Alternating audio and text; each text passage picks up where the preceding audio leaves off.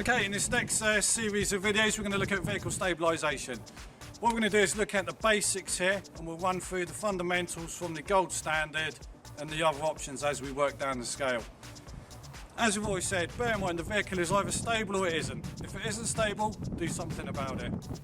It's all about surface area contact with the vehicle and the ground, so the more we increase that, the more stable the vehicle will become. Again, it'll be down to a direct dynamic risk assessment of the crew or the personnel from the appliance doing the stabilisation. So you'll need to look at what you're faced with and then pick the best option for stabilising that vehicle. We pick the best option first. If that's no good, then we just work down the list. And then it could be ending up that we use something totally different. We don't want to be so prescriptive with stabilisation that it hampers us operationally. Like I said earlier, the vehicle needs to be stabilised, so just stabilise it, but make sure it's effective and efficient and it's doing the job we want it to do. So the first thing we need to do, the officer in charge has done the 360, they'll then brief the crew, right, they need the vehicle stabilising. I could be doing it on my own if we're only on a crew of 4, or I could be doing it with 2 of us if we've got more backup arriving or we're riding more than 4, 5, 6, etc.